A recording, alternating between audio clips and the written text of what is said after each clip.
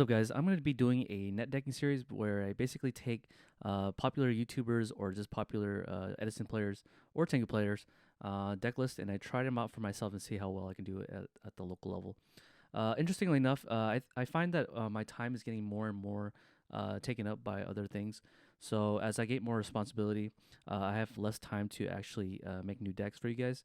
So I think this is a good idea to kind of like present other people's decks because one, it gives them more press, I guess, because it allows them to I can funnel traffic into their YouTube channels or just like their player profile.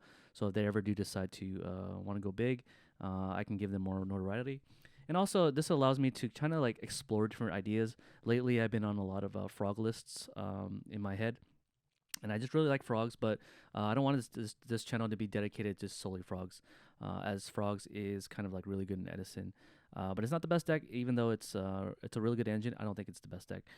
It's just one of those. I've been frog brain lately, and I just want to try new things. This list is going to be Little Man YGO's Amaryllis plant list that he took and got second, I believe, or first. I forget what place he got, but he did pretty well with this list, and it's a 41 card list. And so I wanted to present my opinions on this particular build and seeing if we could or if I could like give some little insight. Maybe I know that we can think result oriented and think, oh well, he got second place. There's really no need to innovate or try to improve the deck list, even though he's the guy that's been playing it for like I don't know however many months that he's been playing the list. But yeah, I definitely have my opinions on this list, which can make a whole light to the innovation aspect of it. So yeah, we've already seen the list, but I'm just going to present it as we go. Again, this is Little Man YGO's Amaryllis list. So yeah, of course you can play the three Amaryllis in the main deck. Amaryllis is a really cool card. Some people have in the Amaryllis community have thought about cutting it down to two, but the issue with that is that you don't mill your Amaryllis, and the whole point of the deck is to try to burn your opponent, especially in a modern time rules where end of phase dictates who wins the game or not, and life points really does matter in this. So yeah, definitely try to play the three copies. I know it's expensive now, and Konami does need to reprint this card if they need to. Um, but yeah, it's a level 8 Synchro monster, or it's a level 8 monster that has 2200 attack. And if you can clear a direct attack on this, it does 3000 damage, which is really good. So I definitely like Amaryllis with the stat that line that it has, and it has 0 defense so that it can be run over by literally anything in the game. Yeah, that's not much else to say about that. The Botanical Lion is a tech that they played, and it makes sense because Amaryllis makes this guy a 2200 attack monster that you can normal summon. So it's really nice. This being able to attack into a mirror match, you can attack into a Titanial, even climb over it sometimes if you have the board position.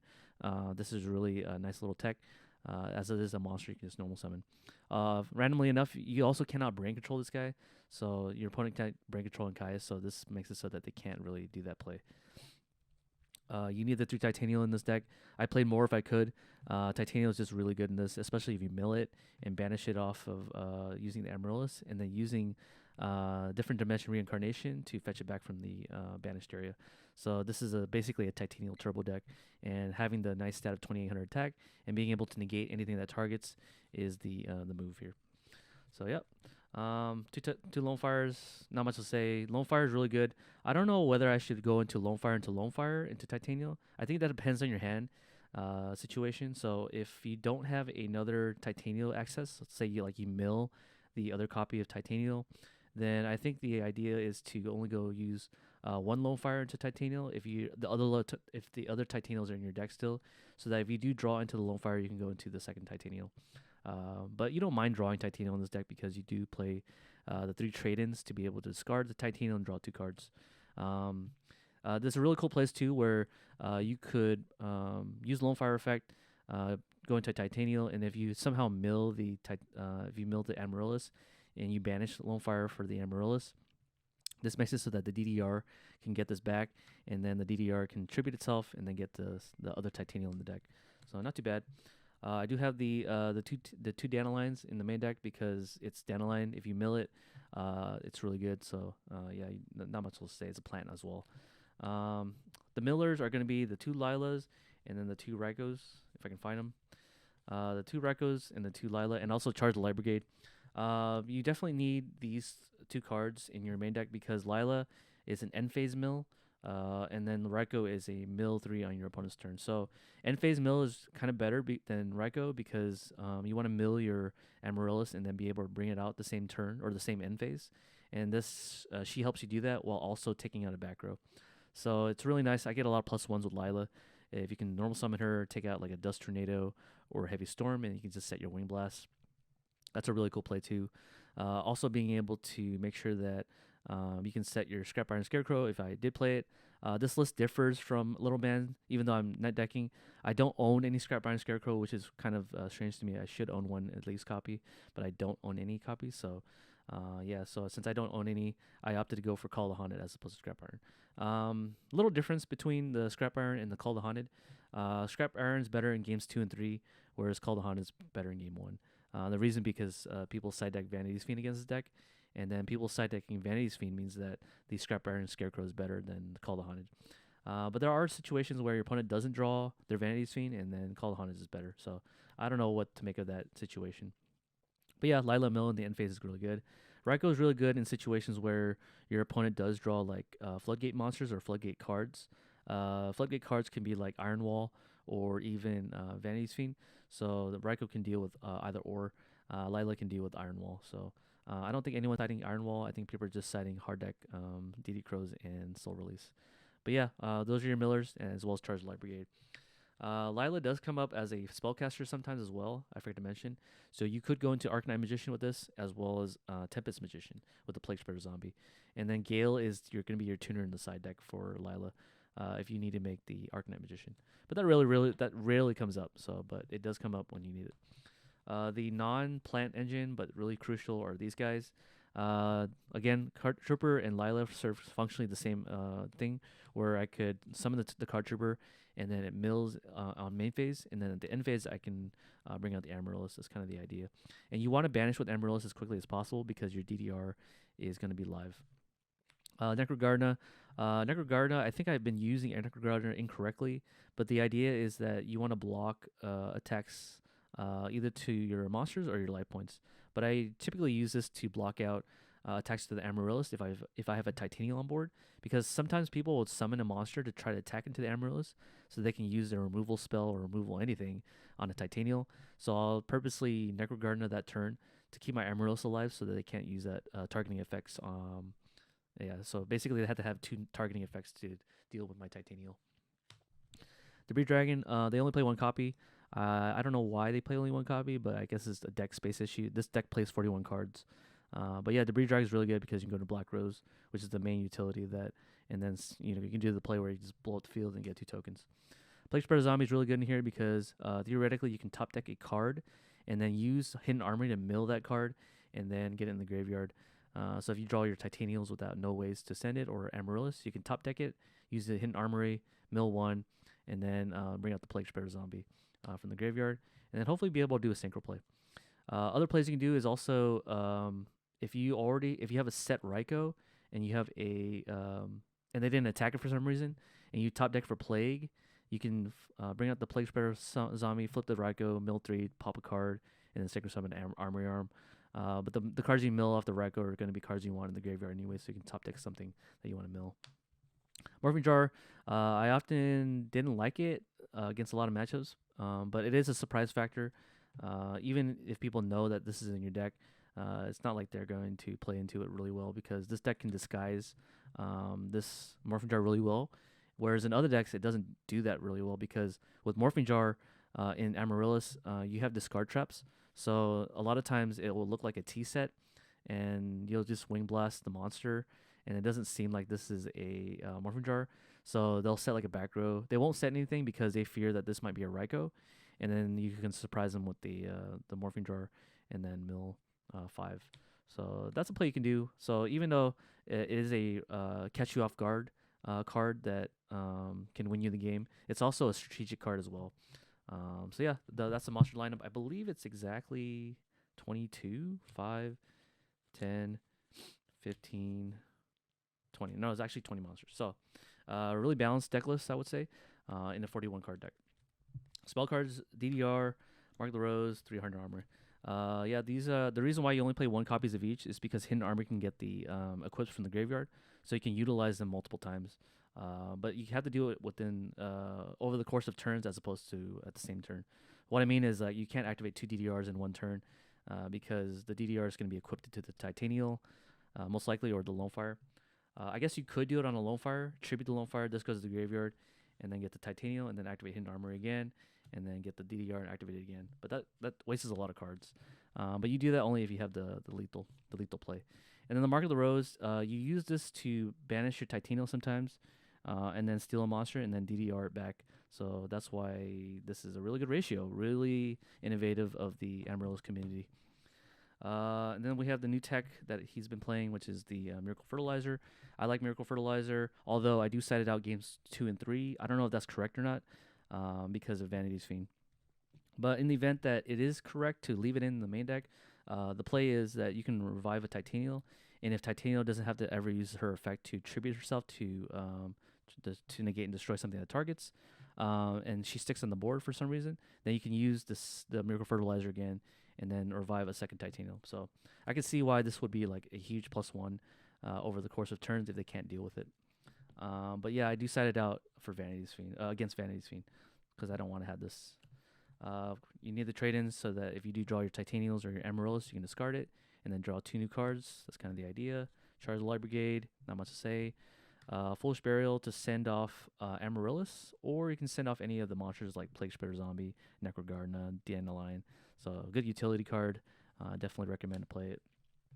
One MST in the main deck because MST is MST. Not much to say. 3 Wing Blasts. Let's go for the traps. 3 Wing Blasts. I like Wing Blasts. I don't know if I prefer this over Regeki Break. Wind Blast can deal with. Yeah, the thing about Regeki Break over the Wing Blast. Let's play the Devil's Advocate for a second.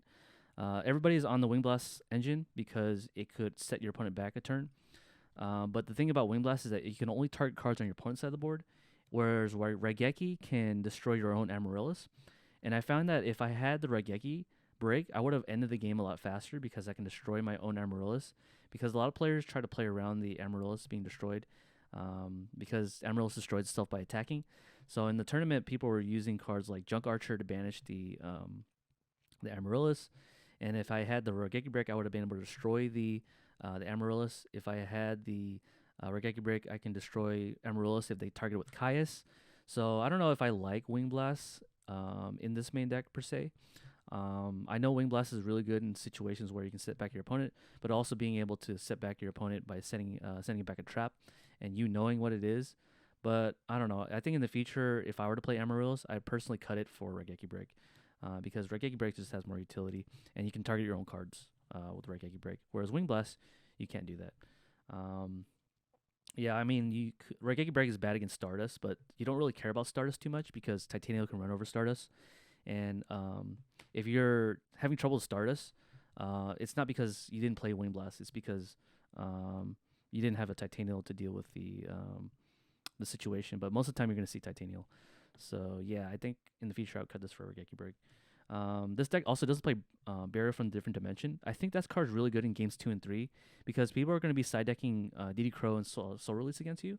And you need to find a way to put the Amaryllis back into your graveyard so you don't have to like rely on drawing the a way to put this back in the graveyard. Another out that they can do is compulses back to your hand. And so in cases where they compulses back to your hand, you need a discard trap. Or if you just had Burial, you could just put back plants that you might need.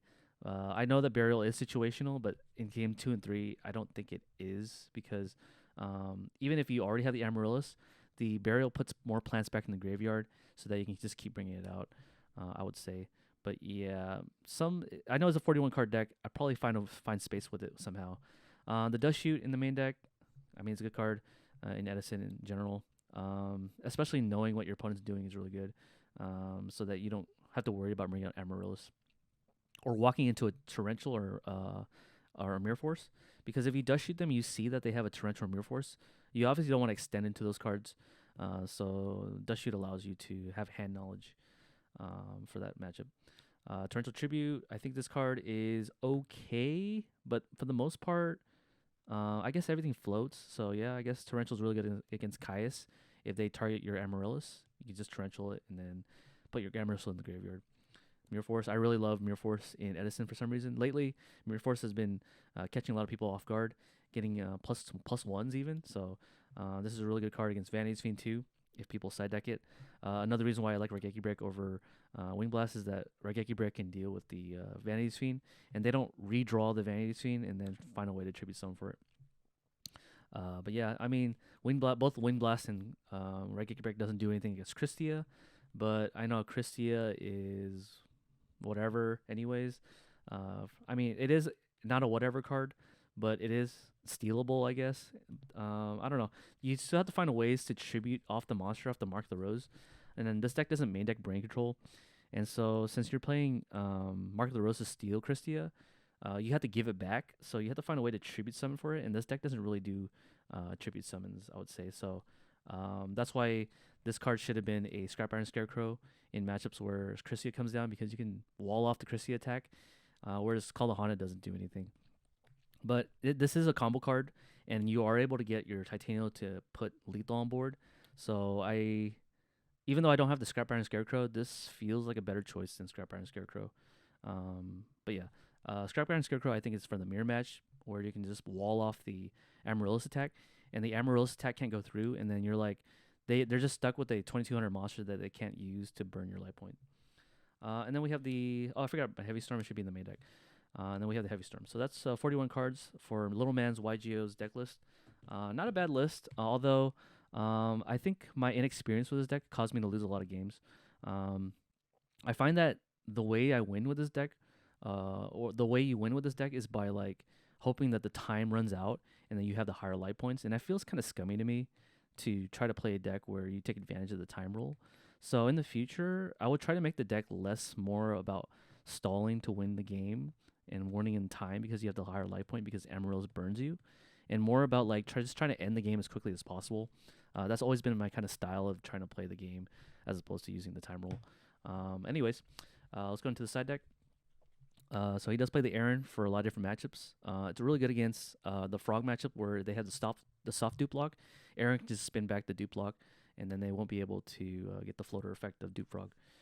There's other applications too for Aaron. You can put back Pyramid Turtle, and putting back the Pyramid Turtle means they can't search for, or they can't special summon their Goblin Zombie. They can't use their go into Goblin Zombie, and also their Book of Life becomes kind of dead too because they don't have a zombie in the graveyard to revive. So yeah, set that for zombies, recruiter decks, and for soft dupe. Any deck that plays recruiter. We have the 2D Crows in the side deck. This was actually MVP of the side deck because there's a lot of decks that use the graveyard. Good in the mirror match, being able to banish stuff. So I always sided in DD Crow for a lot of different matchups, including I didn't play Dragon Turbo, but this is good against the Debris Dragon if they summon it and then they try to bring their White Sentinel Legend out. You just DD Crow it, so they can't do their crazy instant fusion plays. Although I'm not sure how effective that is because I haven't played that matchup. We have the two Dust Tornadoes here in the side deck. Dust Tornado is a staple side deck, I would say. Not much to say about that. Yeah. We have the Karma Cut. The Karma Cut is strictly for Christia, Arshor Christia. So if the deck plays it, you can banish it from the field so it doesn't come back by putting itself back on the top of the deck. That's the only reason why I would side it. Yeah. Lightning Vortex, good against frogs, but also good against Vanity's Fiend because people like to side that card against this deck because Amaryllis floats. But yeah, that's the whole reason why. And also the dupe block. 2 Cyber Dragon in the side deck where I can special summon it and then run over the Alias. And then not waste my normal summon to deal with an Alias in the event that they have a Honest in hand. So if they Honest over my Cyber Dragon, it's a 1-for-1, and then I can just do a normal play. Starlit Road. Starlit Road, I think I side this for Light Sworns. And I did hit a JD with this, but it wasn't enough. But yeah, that's the idea. Also against Black Rose decks that like to nuke the board, like Quick Draw, I sided that for that. And any deck that uses Icarus attack. So yeah, that's why you play Starlit Road. Soul Release for many matchups, including Value Turbo. This is the same package for Value Turbo. But I didn't play Value Turbo, so it didn't matter. Gale in the side deck. The Gale is really good because it's a 1-card out to a lot of answers. Although I'm heavily surprised that people don't main deck this card.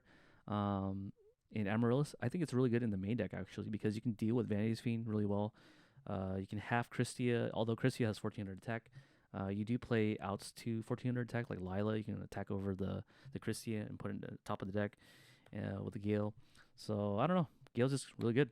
Deals with a lot of different situations. I would definitely main deck it if I could. But 41 is a lot of cards in deck. 2 Decrees for any stun decks, but I don't think there's much stun decks. This is mainly for Blackwings, I guess. If I had to guess, it's for Blackwings. Hitting the Oppression is another way too. So Oppression is a card that people side deck against Amaryllis, and I actually did lose to Oppression because when I activate DDR and I discard a card, the Oppression actually stopped the DDR from resolving. So if I had an out to it, like Dust Tornado or Decree, it would have felt fine. But Decree, I felt like it's really not needed for most matchup except for Blackwings. So, and then the Brain Control on the side deck, I don't know exactly what to side this for. You don't really tribute fodder the monster.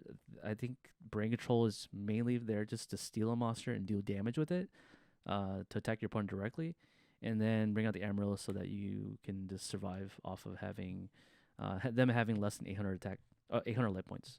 So 800 life points or less. So that was the side deck. Let's go into the extra deck. Thought Ruler, Colossal. Those are my level 8 synchros. A lot of level 8 synchros in here. So those are level 8s. So there's 5 of them. Even Red Dragon's in there. I think it's for the mirror match, so that you can run over Titanial. But Colossal Fighter does the same thing too. So not too sure what Red Dragon's for. I guess if you don't want to clog up your board and you can bring out Red Dragon Archfiend, you can destroy your Amaryllis. I think that's the idea behind Red Dragon Archfiend. If you don't attack with the Amaryllis, because theoretically you can go Amaryllis effect, bringing it out, and then the Red Dragon Archfiend deals with the monster. Although the way you bring out Red Dragon Archfiend in this deck is by going into Synchro plays with Plague Spreader Zombie, and then using Mark of the Rose to steal a Caius. I think that's the best way to do it. Another way you can do it is normal summon Plague Spreader Zombie if you have Botanical Lion, and then top deck for to make this guy. So I don't know. I really don't know. For level 6 Synchros, I play the Iron Chain Dragon. I don't know what for. The Tempest is there for burn. So more burn on top of burn. You can also discard cards like Amaryllis out of your hand. That's another play you can do. And then I also play the Bryanak. Should be in here somewhere.